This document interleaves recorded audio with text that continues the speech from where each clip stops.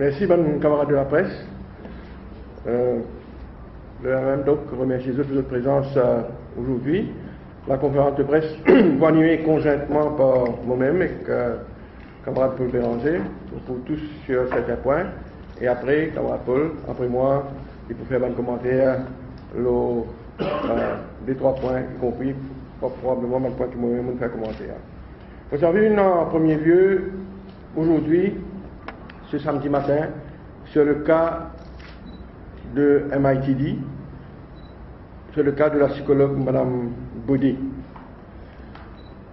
Un dernier développement dans l'affaire MITD et l'affaire de pédophilie. Alors, ce qui vient d'arriver, c'est inédit, c'est du jamais vu. Le même nous choquer, nous outrer et nous révolter par dernier développement dans cette affaire-là. Donc, Mme Baudet, la psychologue qui, dans l'exercice de ses fonctions, qui prend en charge cet étudiant-là, qui examine lui, il fait rédiger son rapport, et ça, professionnel-là, il est invité à déposer devant le FFS, le Fact Finding Committee, il fait dignement accepter de le faire, parce qu'il est capable de refuser, et s'il est refusé, il n'est pas pour commettre aucun entorse à la loi, parce que nous nous expliquons qui différence entre un fact-finding comité et une commission d'enquête. Donc, nous connaissons que ça fact-finding comité là, il peut avoir pouvoir pour summonner du monde, il peut avoir pouvoir pour imposer l'amende d'un témoin si le témoin n'a pas venu, et même si le témoin là refuse de déposer, le fact-finding comité peut avoir aucun pouvoir, d'après la loi. Mais, donc, ça, madame-là, comme un professionnel qui se respecte, il allait, il fait un rapport, donc il a déposé devant le comité. Donc, maintenant, alors qu'il doit prendre, que la police, il arrête lui, il prend un statement avec under warning, il traite lui comme un suspect, et il fait une provisionally charge pour le décharge. Le déchet d'accusation provisoire. Et très tard, dans l'après-midi, hier soir, il fait une regain sur liberté. Et la journée, il passe donc en détention policière. La police donc il traite comme un vulgaire criminel. Et, comment dire, c'est très tard qu'il la police finit. C'est sans précédent. Pour nous, ce qui vient de passer, c'est extrêmement grave. Et c'est perturbant pour la population, traumatisant pour sa professionnelle en question là,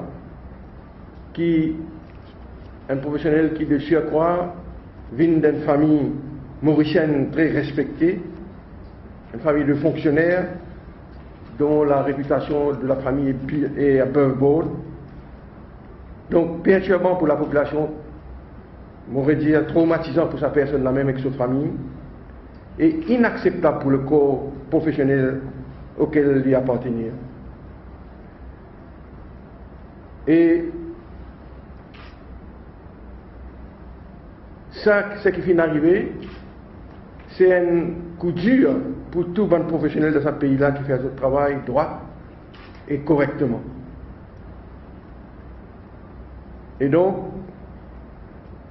sa décision, sa action de la part du gouvernement au niveau du MITD, le ministre concerné, manière il peut comporter dans cette affaire-là depuis le commencement de l'affaire MITD, démontre-nous encore, confirme encore ce que moi-même j'appelle une pulsion antidémocratique de la presse du jour, de nos gouvernants, et lui confirme le caractère dominaire, arbitraire, revanchard de l'administration qui peut diriger ce pays-là. Et comment dire, une telle action vise à décourager les professionnels honnêtes pour venir de l'avant, pour faire une dénonciation quand on trouve un abus, un malpraxis, un entorse, un non-respect de la loi dans un secteur respectif dans lequel ils ont opéré. Alors, c'est à cause de ça que nous, même, nous dénonçons cet acte répréhensible, cet acte arbitraire de victimisation et d'un la voix fort et sans équivoque, nous dire aujourd'hui que nous payons PVS, malheureusement, dans l'état policier. La série noire, en vérité, peut continuer. Nous connaissons le cas de Hector Thieu, après le rapport qu'il a fait concernant les choses du pouce, qui moi-même déposé dans le Parlement. Aimant Madou, syndicaliste du MITD, courageux, qui vient dénoncer le scandale du MITD, suspend, traîné devant le comité disciplinaire, exculpé, mais malgré ça, il recevra un avertissement. Le cas de l'enseignante Mme Souda Singh, licenciée pour une, entre guillemets, suspicion, un doute que l'administration MITD ou le ministre est en contre lui. Donc, c'est ça qui m'appelle la série noire. Alors, le rouleau compresseur du Parti travailliste peut irrémédiablement continuer sur Siemens, sur la route, après ban journalistes, syndicalistes, professionnels maintenant, nous posons la question qui le groupe du monde, qui le groupe citoyen, la liste, ça, un gouvernement là. Mais c'est à cause de ça que nous, aujourd'hui, dans l'opposition, nous dire qu'après que Mme Bodé fin broyer Lucie à son tour, les choses ne sont pas capables de continuer comme ça. Nous vous dénonçons et nous dénonçons les responsables de sa malveillance-là. Et aujourd'hui, nous demandons à l'opinion publique, à la société civile, à l'ONG, à les syndicalistes, à la classe syndicale, à les autres partis politiques, nous tous qui avons un respect pour la démocratie, pour la bonne gouvernance, ensemble nous sommes solidaires avec les victimes du MITD et d'une seule voix, à l'unisson, nous dénoncer le ministre en question et le Premier ministre, parce que c'est lui qui est le chef du gouvernement.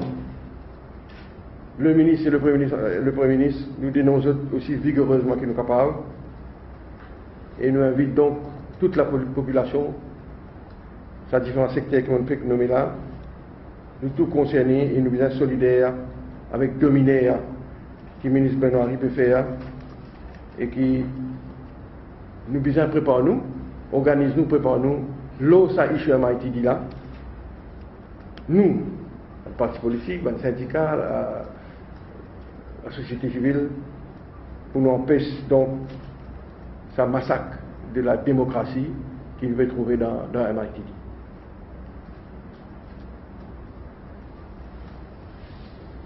Deuxième point que moi j'ai envie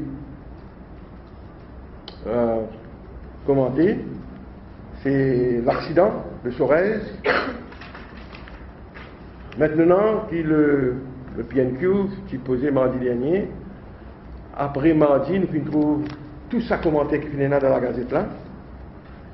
Et mon corps, Van Mauricien aujourd'hui réalisé l'état de délabrement, dysfonctionnement dans lequel la CNT finité pendant tout cet état-là et encore été. Et clairement, c'est le corps para-étatique le plus mal géré du pays, qui est en état de décomposition avancée, si nous sommes capables de servir cette expression-là. Et s'il y mérite, si comment dire, besoin de donner un award à un corps para-étatique qui n'est plus fané, comme on nous dit dans nos créoles, dans le bon langage, c'est ça coopérative étatique la CNT là. Faut pas pour revenir ce qu'il dit dans le PNQ, le témoignage que nous entendons tous les jours, jusqu'à aujourd'hui, dans les journaux, nous avons des chauffeurs qui causent, des syndicalistes qui causent. Et le ministre, donc, clairement responsable par son incompétence, son mauvaise gestion. Et en deuxième lieu, nous pointons les doigts au board et nous tenons en vérité que personne dans sa board CNT n'a pas démissionné jusqu'à aujourd'hui. Et ce que le CNT méritait, bien, pour le bien de la population, une réorganisation de fond en comble, un grand coup de balai pour tout ce qui nous fait trouver depuis une semaine. Alors, depuis 2000, mes camarades, 7909 accidents, ben bis CNT impliqué. 45 accidents fatals depuis 2000. C'est à cause de ça, les points forts que moi j'ai fait dans le BNQ, d'abord nous condamnons la tentative d'ingérence de n'importe qui part, et aussi en particulièrement de la part du CNT dans sa enquête de la police là. Je dis à M. Béchou faire attention, qu'on verra pour bien ingérence, et nous réitérer ça, qui bien donne accès à la police à tous les documents qui sont dans le garage CNT, le job card, etc. Il confirme maintenant que le bus est impliqué dans un accident, quelques mois avant l'accident de vendredi dernier, mais plus particulièrement quelques jours avant cet accident-là. Le chauffeur s'est fait comprendre qu'il y a un problème avec le frein dans sa bus là. Je souligne le saga, le scandale de spare parts. On connaît pas d'autres réalisé. C'est un département qui met sur pied dans le CNT pour contrôler ce scandale de spare parts là, qui passe des spurious spare parts, qui visait des genuine spare parts, comme un expert qui recommandé, mais ce département est fermé, ferme la boutique, fermé, et c'est le département qui élimine un certain contrôle de l'achat de l'acquisition de spare parts, et donc c'est vraiment une raquette de spare parts qui finit à lieu dans le CNT. Servicing, maintenance, syndicat, chauffeur, comme ça, et moi je fais un rapport, moi je fais référence à un rapport que mon expert indien qui vient dans le cas de Tata, et dans ce rapport-là, je dis que servicing et maintenance n'a pas fait régulièrement comme tu devais faire, et tu déposes ce rapport-là dans l'Assemblée, rapport-là encore dans l'Assemblée, et il y a un bus donc qui dépasse 50 000 km parce qu'il fait un spare parts ou de négligence, purement et simplement, sur un bus donc pas un de gros autres ban servicing qui se bien faire. Et ça critique qui motive qui va souffrir oblige de tirer ban bis, conduire ban bis malgré ban bis là pas roadworthy. Il y a témoignage de plusieurs ban chauffeurs et moi toute là moi pose la question au Parlement et il confirme aujourd'hui ban syndicaliste ban chauffeur confirme ce qu'il m'a dit. Donc très souvent le ban bis sorti sans qu'ils aient ban bis sorti sans qu'ils aient roadworthy. Alors maintenant mon expérience est finie à aller, c'est ce que nous allons dire. Et nous dire le Premier ministre rend notre rapport public, pas cacher de ce rapport-là. Et c'est un rapport qui vient faire par un expert qui le Premier ministre fait venir. Ce n'est pas le rapport de un expert de la police ou bien expert du MPI qui vient dans le dossier de la police ou bien jusqu'à DPP. On peut dire donc que le rapport de son expert indien là, bien rendu public, il n'y a aucun saut de confidentialité au sujet de ce rapport-là. Et la population en attend, une victime, une famille, une victime, pertan de findings, ça m'a expert indien là. Et le ministre lui-même dit à la page 8 de sa réponse, I will request the Assembly to bear with me. Et il dit, let the report be out pour que everybody and the whole public will have a look at it. Donc, tu même prendre l'engagement, le rapport là, pareil, pour rendre public dans l'Assemblée, tu dis ça. Moi, tu dis 2-3 affaires dans l'Assemblée, dans la dernière minute de mon question. Moi, tu as vu, Revino là. Je ne peux pas faire référence, c'est moi, je connais à sauf l'élan de 2007 là, en Inde, qui problème ont gagné. Mais nous, dans nos cas, nous, petit bizarre qui tout ça, 2007 à sauf l'élan là, ça Blue Line là, grounded. C'est-à-dire retiré sur la route. Tout ça, bis 2007, même modèle qui le bis qui est impliqué dans l'accident vendredi dernier, même année. Qui bizarre, grounded, retirer l'eau nous la route publique parce que c'est accueil mobile. Deuxièmement, on dit qui bizarre, régulé pour ban poids lourd, ban heavy duty, fitted avec un fail-safe système de freinage qui.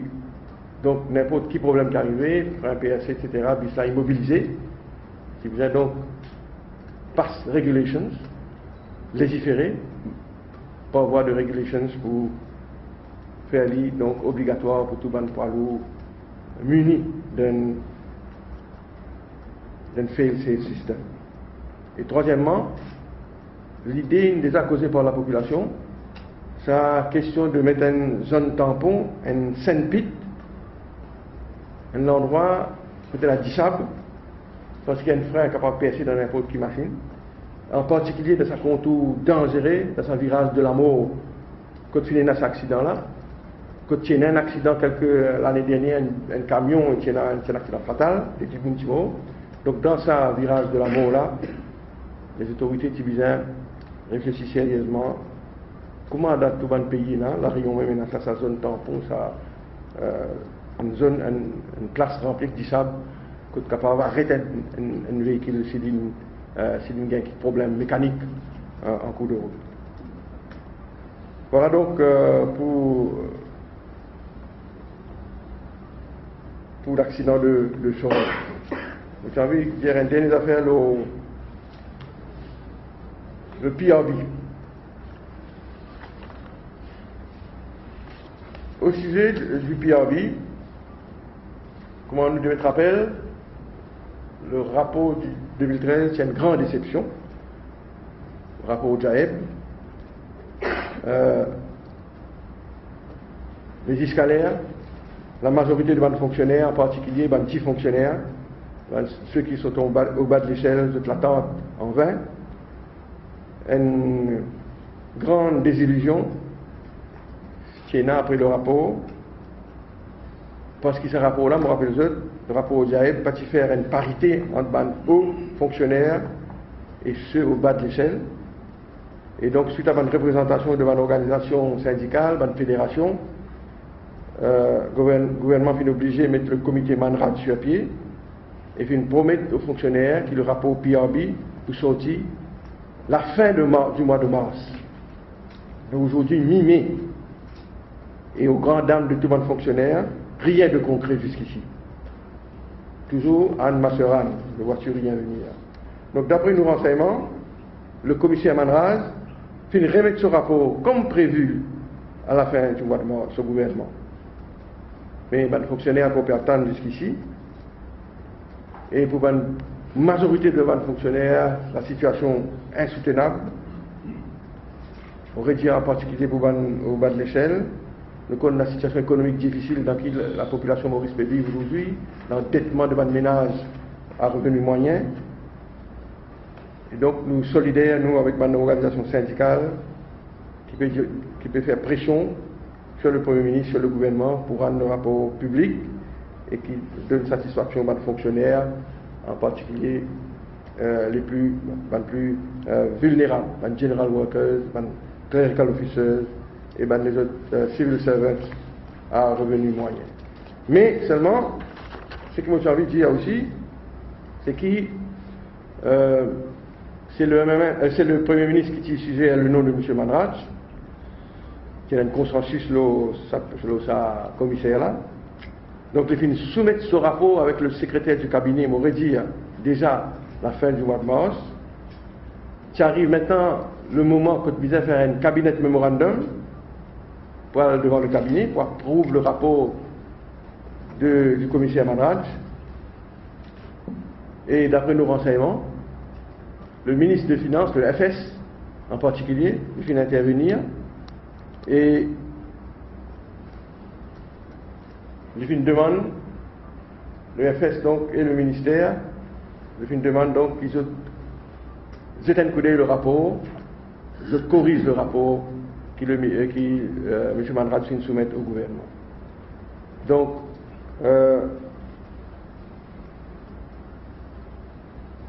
ce qui veut dire que jusqu'ici, le cabinet n'a pas encore appraisé du rapport de M. Manraj. Quoique le rapport finit remettre dans les mains du secrétaire du cabinet, et le cabinet donc pas encore examine le rapport, et c'est le FS et le ministère des Finances qui peut examiner le rapport en ce moment, avec l'intention de modifier le rapport, et en attendant, presque 100 000 fonctionnaires pertanent, et pour eux gagnent satisfaction pour que le gouvernement décide finalement, en attendant que le gouvernement décide pour publier le rapport. Et il y a un renseignement qui le gouvernement a envie que le rapport prend effet à partir du 1er juillet. Alors, comment nous le connaissons, le rapport au DIAED lui-même, si tout est correct, il prend effet à partir du 1er janvier. Et il y a donc maintenant un renseignement qui peut circuler, qui ce rapport-là pour prendre effet le 1er juillet au lieu du 1er janvier. Nous solidaires avec une fédération syndicale, un syndicaliste, qui peut mettre pression au gouvernement pour qu'il d'abord le rapport publié une fois pour toutes. Le contenu du rapport n'a pas trituré, n'a pas amendé, et que le cabinet prononce une fois le rapport Manraj là, et qu'il le rend public, et qu'il rend en effet comment le rapport tu peux rentrer, parce que Manraj est nommé, sa mission c'est pour corriger une erreur, une anomalie, et to review the PRB report.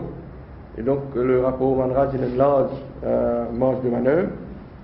Et donc nous demandons que ce rapport-là publié une fois pour toutes et que les fonctionnaires gagnent d'autres bonnes revendications, d'autres bonnes demandes satisfaites. Voilà, on passe la parole. Camarade Paul Béranger.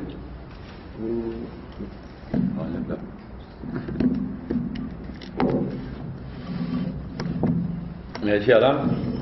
Moi aussi, quand on commence par MITD, le scandale MITD, je me rappelle qu'il y a allégation de relations sexuelles illégales entre un enseignant et une étudiante mineure, qui visait de refaire ça à la police dès le commencement, comme la loi prévoit. C'est ça qui visait de faire, dès le commencement. Une fois qu'il y a allégation là, une faire, une fois qu'il y a une prime à fâcher, s'il établir, qui visait de faire ça. Au lieu de ça, le ministre Banouari fait infect dès le commencement. Manière qui répond à PNQ qui m'a posé, qui est révoltant, infect. Et depuis ça, n'est qu'un magouille, cover-up, cover-up. Finit ensuite persécution d'un syndicaliste. Finit démission d'un enseignant. Et maintenant, plus choquant que tout, persécution d'un professionnel, de la psychologue en question. Il est choquant. Et toute la population choquée. Le but, c'est de terroriser un professionnel. Et je rappelle aux autres que la police dépend de Navin Ramgoolam, sous responsabilité totalement engagée dans l'arrestation de sa professionnelle. Il est choquant, me révolter, nous révolter. Et m'aurait dit la responsabilité de Ramgoolam directement engagée, puisque c'est lui, la police dépend de lui. À cette question de fact-finding par un magistrat, je me rappelle les autres qui MMM finit toujours compte qui nomme les sitting judges ou magistrates. Nous finissons toujours compte qui nomme les juges ou les magistrats en fonction à la tête de la commission d'enquête ou de fact-finding committees. Nous ne disons pas de retraités, pas de magistrats et juges retraités, parce que sinon nous sommes mêlés à une polémique. Et dans ce cas-là, ce magistrat-là n'a jamais participé une préside sa fact-finding committee. Et maintenant, quand il est dans ça, le gouvernement refuse de rendre public. Nous réclamons qu'il rende le rapport de sa magistrate-là public. Là, nous avons position. Là, nous avons les détails. Mais il est révoltant. Il fait nommer une fact-finding committee en catimini, en dehors de la loi, et qui maintenant peut refuser de rendre ce rapport public. Nous exigeons rendre ce rapport-là public. Il est révoltant. C'est aussi moi absolument révolté. Qui dit Banoiri, il permet de lire ce rapport-là, servir ça dans la presse, mais personne d'autre n'a droit tout rapport. Personne d'autre n'a droit lire rapport. Il est révoltant. Ça affaire MITD là, c'est une puanteur. Banoiri hopeless case. Moi, je dis à France, depuis ce qui s'est fait dérouler, là, donne la main Banoiri. M'a refusé. Mais seulement Ramgoolam, sur responsabilité, engagée dans toutes ces affaires.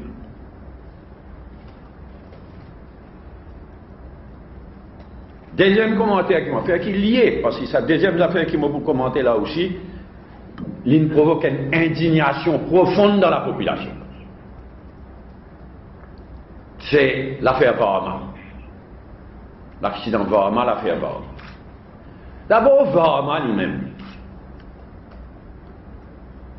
Depuis qu'il est nommé attorney général, il comporte comment jamais un attorney général qui faisait comporte. Un attorney général, il n'est pas un élu, ni le conseiller légal du gouvernement. Il y a un devoir de réserve. Il ne prendre une distance vis-à-vis de la politique. Vraiment, il fait tous les compteurs. Ça même, la basic truth, ça affaire élémentaire, là, il n'est pas comprendre. Il ne comporte ni comme un politicien de bas étage, il mêle de tout. Il manque de respect à un président de la République, en fonction. Et là, vous prenez l'exemple de Fané qui dit Fané, c'est sur ça fait la loi pour compensation compulsory acquisition quand tu vises votre 3/4. C'est son devoir, ça. En tant que conseiller gouvernement, conseiller légal gouvernement, il dit au moins éclaire la lanterne du gouvernement. Enfin, Ramgoolam, tu vises connaît. Mais on dit, tu vises 3/4, c'est moi qui dis ça. Dans le passé, quand le ministre Abou Kasnali t'annonce, il est tellement évident, il est élémentaire. Ça aussi, vraiment pas du foutu faire. Et s'il vous plaît, ça panique le zoo là. Non seulement c'est un exemple incroyable d'incompétence, mais ridicule aussi. Parce que ce que tu visais faire, ce qu'il fait dans le passé, il est tellement simple. Fini débat, complète débat second reading, fini committee stage, la renvoie le troisième vote. Comme je connais, n'importe quel projet de loi, first reading, puis un débat, second reading, débat, committee stage, close par close, la third reading. Et c'est la third reading qui vise à une affaire. Ça aussi, je ne peux pas dire. Qui vise à terminer le débat tranquillement. passe à committee stage, les alignes l'autre jour, fait de manière que les trois corps qui, tous les bonnes ministres, pas vacances, les ministres et députés, pas vacances, à l'étranger. Ça aussi, le niveau d'incompétence de Varma et de gouvernement, y compris sur Ramoulam, il est choquant. Mais là, Varma, qui est directement concerné. Et il arrive jusqu'à ça, accident. Et il y a un témoin indépendant. Et moi, je rappelle ça boucle de Varma. Sa première réaction dans la presse, il fait ça accident-là, la victime de l'autre côté qui l'accuse lui, un témoin indépendant, il dit oui, il descend, il battait, il déclare bail. Oh, ma bail. Non, tout est dans sa pays. Et lui, sa réaction qui était l'opposition derrière ça. C'est l'opposition qui est derrière ça. Qu'est-ce que c'est ça? Et à ce là le parent de sa jeune gens de 19 ans, là, il éclaire au Premier ministre. C'est encore une fois la responsabilité de Ramoulam engagé. Il éclaire au Premier ministre. Il dit, il peut faire pression. L'eau s'appétit, qui n'est pas dans cet accident. Il peut faire pression sur tous les témoins indépendants. Il est révoltant tout ça. Nous étions qui Ramoulam. Et ça même va là. Une victime, ça coule. Il y en a plâtre. Sur la main, sur les bras, plâtré. Moi, mon renseignement, c'est qu'il est dans l'hôpital Candos. Mon renseignement, démentiment s'il faut. Moi, mon renseignement, c'est qu'il est dans l'hôpital Candos. Un pouce cassé. Et, un docteur à l'hôpital Candos, un professionnel, qui m'a mis à décrire sa blessure qu'il est là. Boxeuse fracture. S'il vous plaît.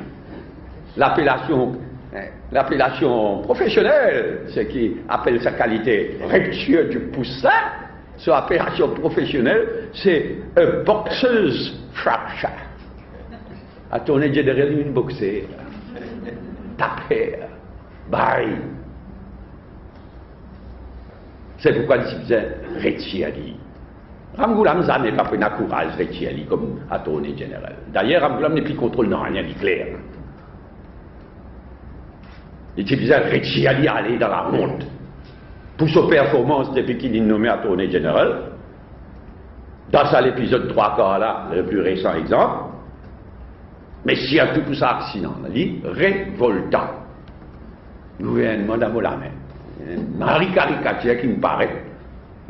Sur plate, sur la main, le gouvernement dans son pouce. Mais ça dit l'exemple, MIT dit, vraiment, dis-moi révolté de haut, encore, dis-moi pas marquer, garder. Et quand l'occasion pour venir pour régler compte, le gouvernement. Dernière remarque, la réforme électorale. Mon lire attentivement déclaration Ramoulam au Parlement mardi dernier. Bon, ils prennent l'engagement précis. Les fins de dire, le verbatim là, les fins de dire qui prennent un white paper sur la réforme électorale en général, c'est qu'ils vont dire by July. Ça veut dire d'ici, by July. Sur déclaration, ils répondent à une question de Ariane Navarre-Marie, ils viennent dire what we want to do is to bring it as soon as possible. People are working on it. I am hoping to be able to have it by July. Et il a ajouté, but I am trying to push it earlier if possible. Ça veut dire sur l'engagement, là, c'est pour un white paper, la réforme électorale en général, by July, et plus tôt si possible. Et ensuite, il vient dire, thereafter, il y a un débat dans le Parlement, le white paper, thereafter the government will come forward with a bill. Donc, ils prennent l'engagement solennel précis, white paper, d'ici juillet, by July, et peut-être plus tôt, et ensuite, un débat sur le white paper, et ensuite un bill, un projet de loi amendant la Constitution, pour introduire une réforme électorale. Seulement, dans le passé, il n'y a pas de tel engagement de Ramoula. Au Parlement même d'ailleurs. Après l'intuit.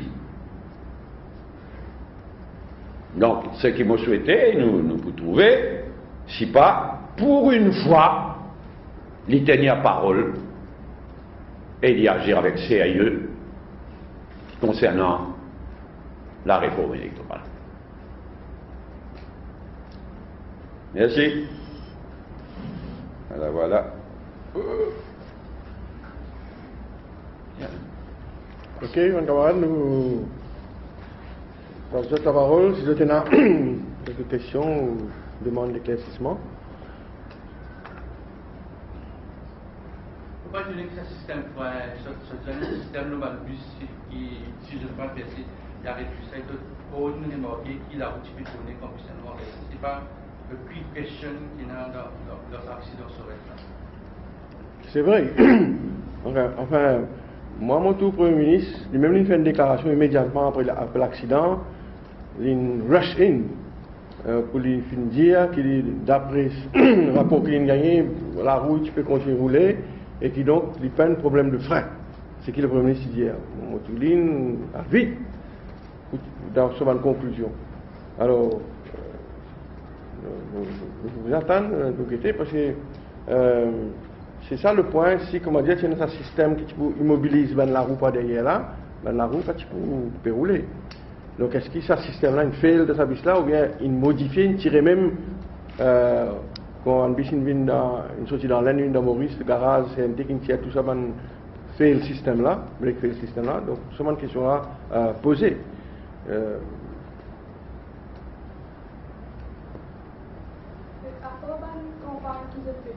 réclamer l'émission de Péture, est-ce que, vu qu'il déjà beaucoup de législation même, est-ce que je compte entamer une action légale, facilitant qu'un accident sur mais également inondation sur un événement?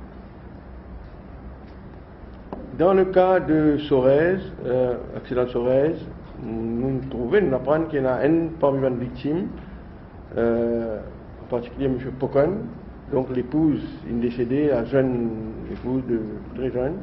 Il a annoncé qu'il peut par voie légale, c'est-à-dire qu'il a donné une déclaration et l'IPC immobilise tout un parent pour mener une case en cours pour poursuivre le CNT ou le ministère en question et l'État, etc. Donc c'est ce qu'il nous connaît. Et il paraît qu'il y a un paquet de parents qui sont d'accord pour poursuivre la CNT, etc. pour dommages. C'est ce qu'on est capable de dire à ce moment. Nous pouvons aider. Nous pouvons aider dans toute la mesure du possible. La police pareil, il dit à M. Bouken, ce qui s'arrête là, c'est un délit du visage de la police pareil. Et la police pareil, il dit qu'il nous attend une enquête finie, qu'il y a une déposition qu'il peut faire. Est-ce qu'il parle de nous un éclaircissement d'un point de vue légal, ça... Non, vous pensez, moi, que la police, c'est bizarre prendre une déclaration, M. Foucault. La police, pas qu'elle refuse de prendre une déclaration.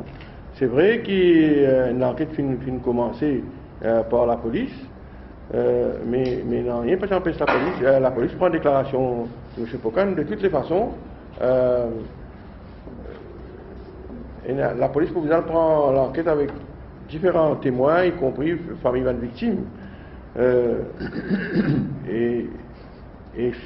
Foucault n'est capable d'un témoin, par exemple, même s'il passe la salaire là, il est capable d'un témoin qui est dans le bus ou bien qui.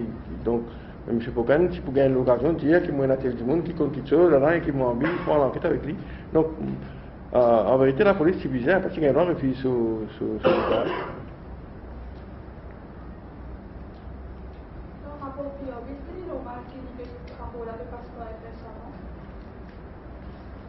Bon, comment me dire au renseignement qui nous est là, c'est que le rapport qu'il remis au SECCAB, le SECCAB il remet le rapport avec le ministre concerné, le ministre Civil Service Affairs, et qui le FS fait une demande pour gagner le rapport, il gagné.